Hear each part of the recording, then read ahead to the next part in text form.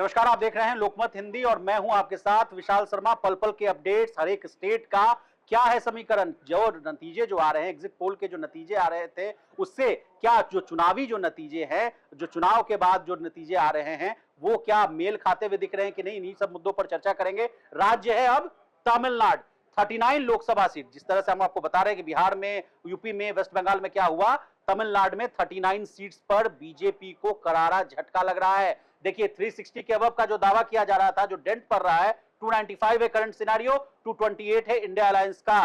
क्या है स्थिति? डीएमके 21 सीटों पर लीड कर रही है, इंडियन नेशनल कांग्रेस 8, वीसे की 2, सीपीआई 2 और सीपीआई एम 2, पीएमके 1। ये है ताजा अपडेट। लेकिन विशेषज्ञ जो है हमारे साथ, गौरव जी हैं, बताना चाहेंगे कीर्ति चिदम्बरम का क्या हाल है सर, अन्नामलाई का क्या हाल है? कार्ति चिदम्बरम जो पूर्व वित्त मंत्री, गृह मंत्री पी चिदम्बरम के बेटे हैं, वो शिवगंगा सीट से चुनाव मैदान में थे, पिछले निवर्तमान सांसद हैं और वो एक बार फिर से लीड कर रहे हैं शिवगंगा सीट पर।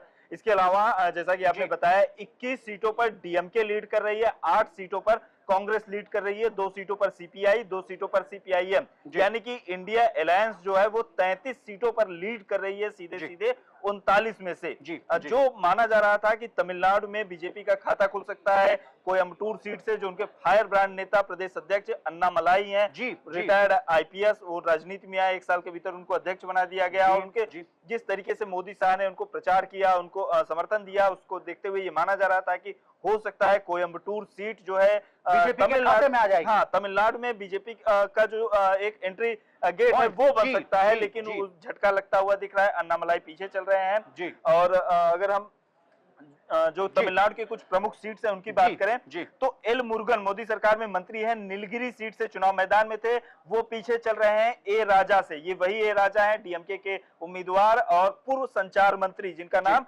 2G घोटाले में भी आया था, काफी चर्चित रहा था, में भी रहे हैं सर। बिल्कुल। और कार्ति चिदम्बरम का भी नाम जो मैक्सिस वाला डील हुआ था, उसमें घोटाले में आया था, मनी लॉन्ड्रिंग के आरोप में वो भी जेल गए थे। वो कार्ति चिदम्बरम भी आगे चल रहे हैं, ए राजा भी आगे चल रहे हैं। कोयम्बटूर सीट से गणपति राजकुमार आगे चल रहे हैं, डीएमके उम्मीदवार। इसके अलावा तुतीकोरिन सीट से कनिमोझी, जो मुख्यमंत्री स्टालिन उनकी बहन और पूर्व मुख्यमंत्री जो है उनकी बेटी कनिमोझी आगे चल रही है। इनका नाम भी संचार घोटाले में, 2G घोटाले में आया था, ये भी जेल गई थी।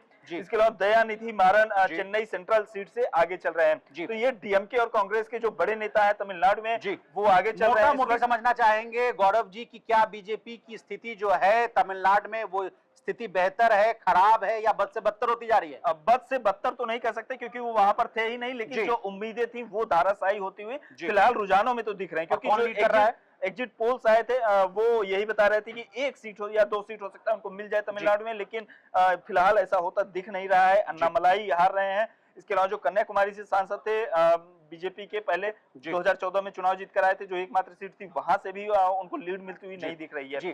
तो हम ये कह सकते हैं कि इंडिया अलायंस जो है डीएमके और कांग्रेस 21 और 8 और 2-2 सीटों पर सीपीआई और सीपीआईएम, यानी कि कुल 33 सीटों पर इंडिया अलायंस 39 में से तमिलनाडु की लीड कर रहा है। एग्जैक्टली। तो ये है तमिलनाडु के नतीजे, जो विशेष रूप से, विस्तार से, आसान भाषा में गौरव जी ने समझाया। ताजा अपडेट, 296 सीट्स पर लीड कर रही है बीजेपी लेड एनडीए और 227 सीट्स पर लीड कर रही है इंडिया। इसी तरह देश और दुनिया, बिजनेस जगत से जुड़ी तमाम ताजा तरीन खबरों के लिए बने रहिए हमारे साथ, देखते रहिए लोकमत।